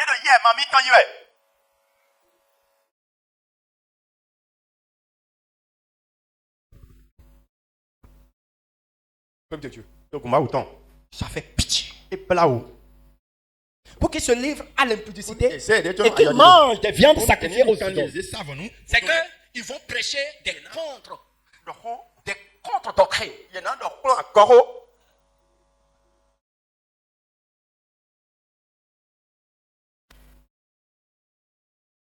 La foule aime. Les églises, on ne va jamais parler sur la Sainte Doctrine, mettre son voile, les femmes n'ont qu'à mettre leur voile, les faire cela. Non, la foule n'est pas. Et toutes les églises que vous allez voir, les femmes têtes nues, c'est des églises de rébellion. C'est obligatoire. La parole de Dieu n'est pas écrite pour telle génération, non. C'est pour toutes les générations. Quand il y a le livre de 1 Corinthiens chapitre 11, le verset 13. Dans ce livre-là, toutes les églises où les femmes ne mettent pas le voile sont des églises de rébellion. 1 Corinthiens 11, verset 13. 1 Corinthiens 11, verset 13. Je lis au nom de Jésus. Jugez-en vous-même. Est-il convenable qu'une femme prie Dieu sans être voilée? Cette question-là, toutes les femmes vont répondre au portail du ciel. Qui fréquentent des églises où on ne met pas de voile. On leur dit seulement que non, c'est leur coiffure, leur cheveux. Si c'est le cheveu qui constitue le voile, et qu'on ne devrait plus mettre de voile, pourquoi apôtre Paul va revenir sur ça de façon sèche, de façon sévère? Il dit jugez-en vous-même. Que là, il a dit même la conscience de l'église. Jugez-en vous-même. Est-il normal? Est-il convient? Est-ce qu'il convient dans la maison du Seigneur que nous faisons prier Dieu sans être les gens vont dire non. C'est selon chaque culture. C'est selon chaque civilisation. Mais quand tu viens en Jésus-Christ, voici ta civilisation. Voici ta culture. Tout est ici. C'est ce qui est écrit ici. C'est avec ça qu'on va te juger. On ne va pas te juger par ta culture, par ta civilisation. Mais on va te juger par la civilisation biblique qui est la saine doctrine. Mais si tu es chinois là, tu viens à Jésus, tu dois voiler. Tu es femme chinoise, tu dois couvrir ta tête avant de prier Dieu. Dieu ne va pas dire non, comme lui il est chinois là, laissez-le comme ça. C'est pourquoi beaucoup chercheront, mais ne trouveront pas. Où on va prêcher tout ça? Vous pensez qu'un pasteur choco, un pasteur qui fait rassembler des millions de personnes, va aller dans un pays et prêcher sur ça? Vous pensez qu'il va perdre son temps pour parler de ça? Au lieu de parler des miracles, il ne va pas parler de ça.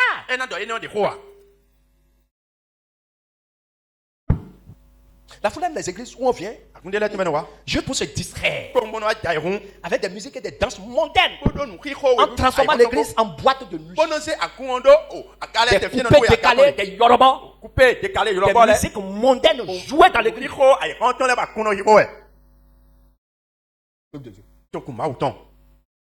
C'est ça la foule aime.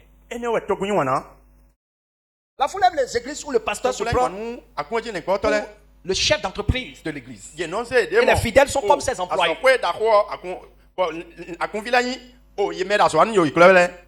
Alléluia. Alléluia. C'est lui, le chef, c'est son entreprise. Il Il en fait ce qu'il veut. Si tu parles mal, c'est sa société. C'est pour ça qu'il y a sa photo partout. C'est une abomination. Le Seigneur a une abomination. Lisez-moi Ézéchiel 34, verset 1. Ainsi parle le Seigneur. Ézéchiel 34. On va aller vite. Ézéchiel 34, verset 1er. Je lis au nom de Jésus. Yes. La parole de l'Éternel me fut adressée en ces mots. Fils de l'homme, prophétise contre les pasteurs d'Israël. Prophétise et dis-leur aux pasteurs. Ainsi parle le Seigneur, l'Éternel. Malheur aux pasteurs d'Israël. Malheur aux pasteurs d'Israël qui se perçaient eux-mêmes. Qui se perçaient eux-mêmes. Les pasteurs ne devaient-ils pas perdre le troupeau? Le pasteur ne doit pas perdre le troupeau. Le rôle du berger, c'est de perdre et non perdre. C'est de perdre. Conduire le troupeau sur de bons sentiers, là où il y a de nourriture. Et non perdre. Et non égarer les brebis. Mais malheureusement, les pasteurs, ils se percent eux-mêmes. Les brebis sont dans des situations critiques, des situations pitoyables. Mais eux, Ils font grossir leur ventre. C'est comment faire pour faire grossir leur ventre. C'est comment faire pour s'enrichir. C'est ça leur projet. C'est pour ça que ils ne peuvent pas sortir la vérité de leur bouche. Parce que s'il va commencer par dire abandonner ceci, abandonner cela, le Seigneur n'aime pas ceci. Les riches qui ont amené leur dîme, celui qui va venir payer dimanche, 100 000 chaque dimanche dans son église. Mais pourquoi il va prêcher des choses qui vont le frustrer? Il ne va pas prêcher des choses frustrantes. Écoutez, si Samuel Eto'o vient dans une église, pourquoi on va prêcher contre la mondanité? Pourquoi on va prêcher contre l'impudicité, contre l'impiété? Mais sa présence même là, c'est comme si c'est le Saint-Esprit qui a visité l'église.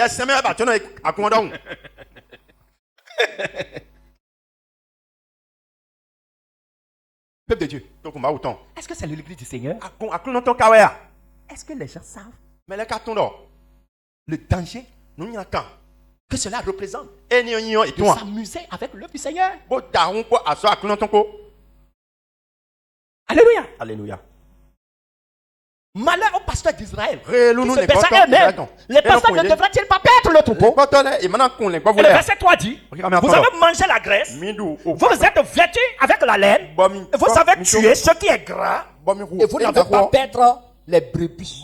Mais vous paissez vous-même. Le Seigneur a une abomination.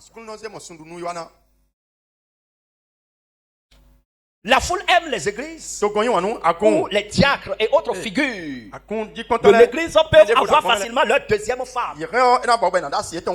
Ou des maîtresses sans être perturbées par des prédications qui les corrompent. Je suis tombé sur un tel cas. Une sœur dont son mari est diacre dans l'église. Mais le diacre a épousé une deuxième femme et soutenu par les responsables de l'église.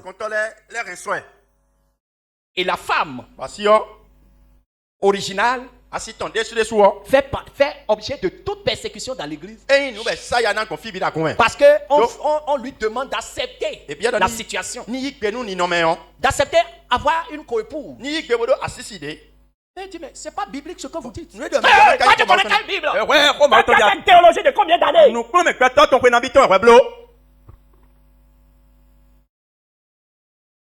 Pourquoi la foule ne va pas aimer de telle église? La foule aime les églises où chacun fait ce qu'il veut. Oh, dans 1 Timothée 3, verset 12, il est écrit, les diacres doivent être mariés d'une seule femme et diriger bien leurs enfants et leur propre maison. Quand on parle de diacres, c'est tous les serviteurs, y compris les disciples. Avoir une seule femme. Une seule femme. Aujourd'hui, la théologie interprète ce passage de la manière qu'il les arrange. Ils vont te dire les situations du temps de l'église primitive est différente de notre temps. Comme de Dieu. Ça fait pitié. La foule aime les églises où tu peux vivre dans le concubinage comme tu veux. On peut conclure des mariages sans aucune procédure de la saine doctrine. Regardez. Régulièrement, nous sommes dans des programmes de mariage dans ce réveil. Mais vous allez remarquer que ça ne se passe pas ainsi ailleurs. Mais les gens se marient ailleurs. Pourquoi? Parce que là-bas, on fait les choses en cachette, en silence. Vous allez voir deux copines. Copain, copine, du jour au lendemain, la fille tombe enceinte. Il n'y a aucune sanction disciplinaire. Tout le monde constate dans l'église qu'elle est tombée enceinte. Personne ne va l'appeler pour lui demander qui t'a enceinté. Et si tu cherches, son copain est dans le groupe de musique. Et du jour au lendemain, il peut même refuser la grossesse. Rares sont des églises où vous allez voir aujourd'hui le processus de mariage est conduit de façon normal où l'homme va d'abord payer la dot, aller encore à la mairie avant qu'on ne les présente devant l'église. Quand on le fait dans une église, ça fait comme un événement extraordinaire. Alors que chez nous, c'est devenu un élément ordinaire.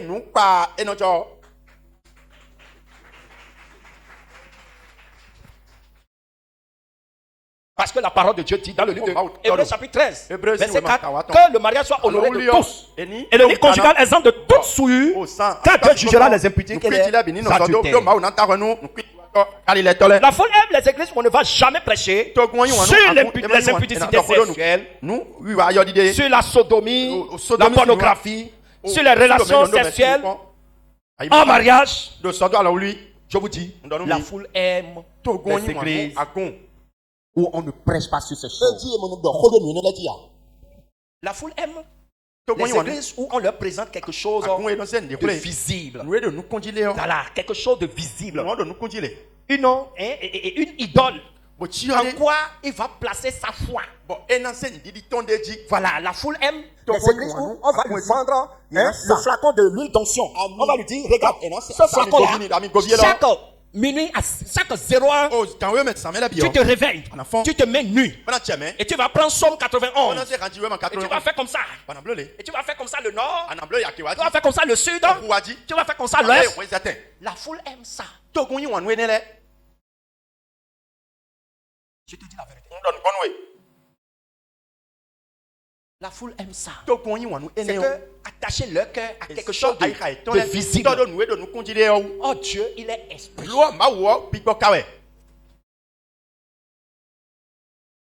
Alléluia. Alléluia. C'est pour ça que dans ces églises, il y a la vente des eaux, des huiles d'onction. Des eaux bénites, des ailes, des mouchoirs, des bracelets, des colliers, des affiches, des autocollants à l'effigie du pasteur.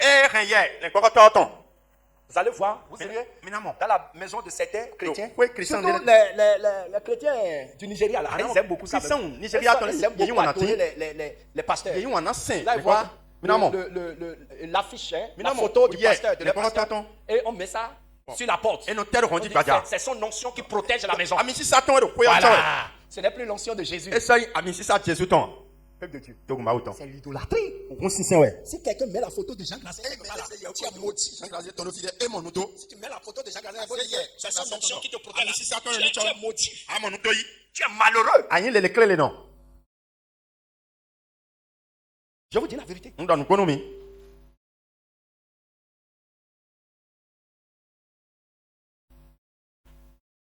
1 Timothée 4, verset 1 à 2 dit.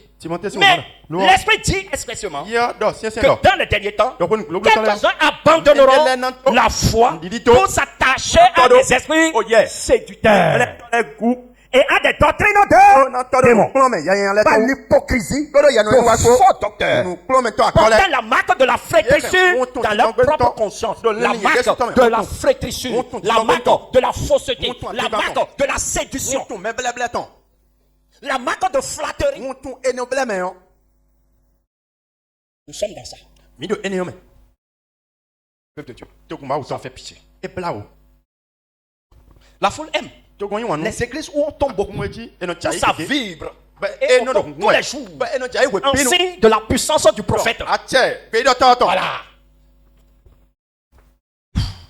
C'est quoi? Vous ne tombez pas? Mais la foule aime ça. Mais je dis, mais si vous tombez, vous allez vous cogner. Vous allez vous blesser. C'est pas le Saint-Esprit qui fait tomber tous les dimanches. Il y a un esprit qui te fatigue alors. Il faut passer à la délivrance. Peuple de Dieu. Mais pourquoi le tomber est devenu la mode dans l'église du Seigneur? Pourquoi c'est devenu la mode? Et si dans votre église, les gens ne tombent pas régulièrement tous les dimanches, c'est que l'homme de Dieu n'a pas l'onction. Si vous voulez là. Enfin, vous allez voir comment les gens qui aiment tomber là, ils vont commencer par venir. On va choisir 20 personnes. Et chaque dimanche, quand je fais comme ça, et tous vont tomber. On va prendre cette image. On va commencer par balancer.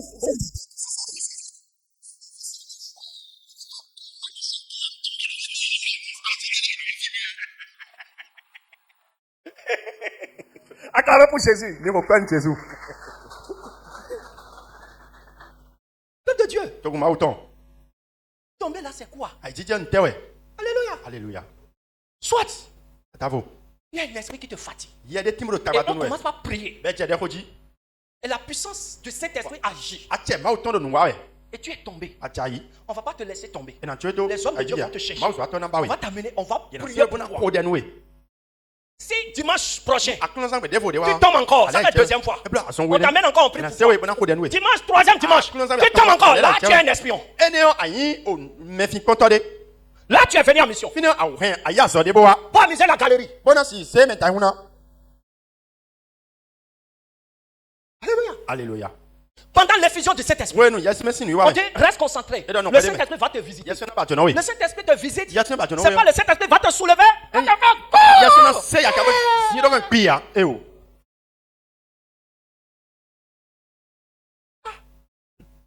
Le Saint-Esprit n'est pas judoka. Mais pourquoi ça tombe tous les dimanches dans les églises? Pourquoi ça tombe tous les dimanches? Et il y a certains hommes de Dieu. Fais comme ça. Tombe là. Tant que tu ne tombes pas, il ne va pas te laisser. Là, c'est comme si tu es en train de mépriser son onction. C'est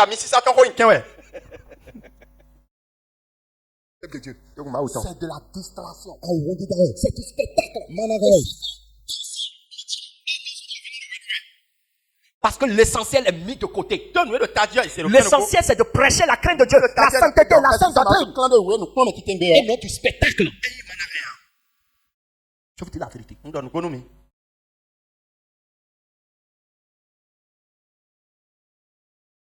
Je vous dis. Ceux pour qui, je rappelle, ceux pour qui on prie. Et eux-mêmes, ils simulent le démon. Eux-mêmes là. Ils simulent le démon. On dit. C'est quel esprit? Il dit oui, c'est l'esprit de serpent. Tu viens impressionner qui? Tu viens impressionner qui? Non.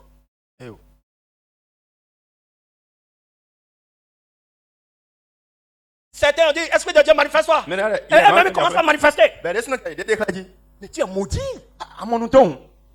Tu es dans la malédiction.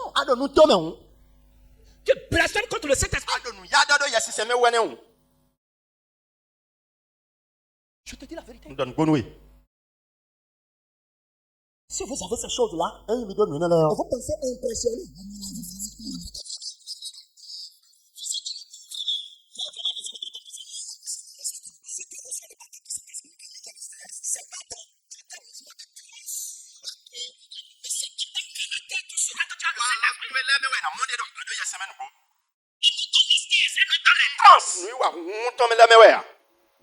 Alléluia. Alléluia.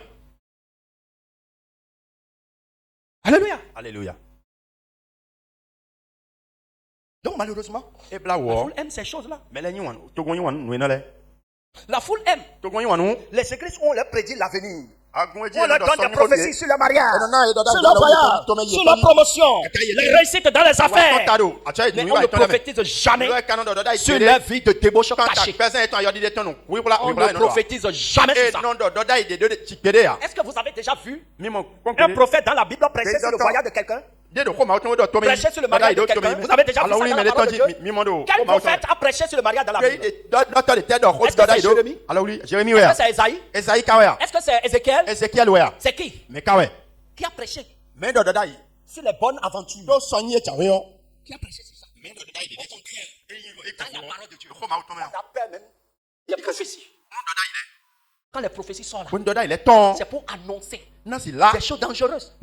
Pour exposer le péché du peuple.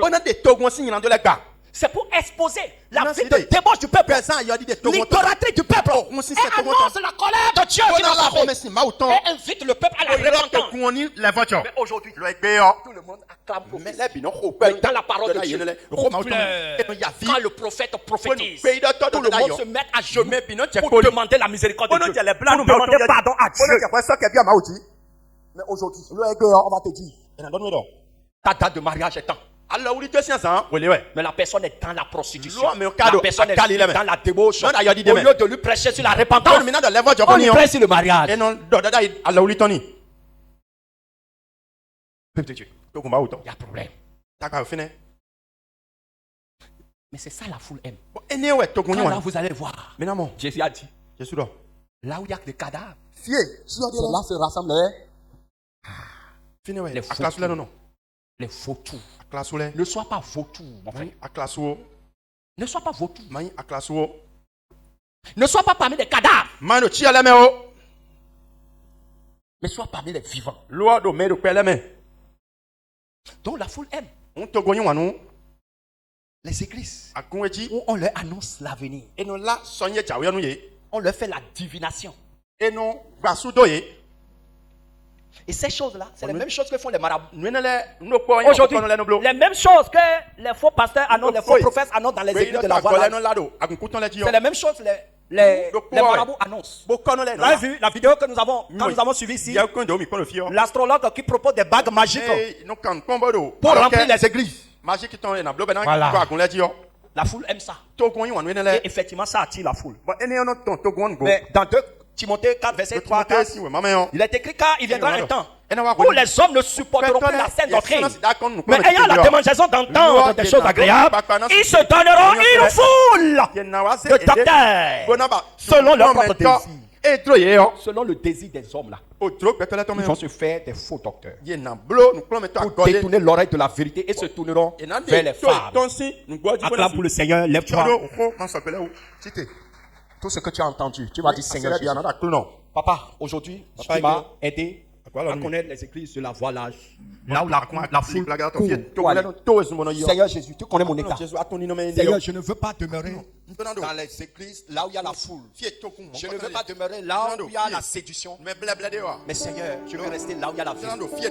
Seigneur Jésus, sonde-moi. S'il y a quelque chose de la voie large en moi, Seigneur, détruis-les, papa. Et grave la vérité dans mon cœur. Prie au nom de Jésus-Christ de Nazareth.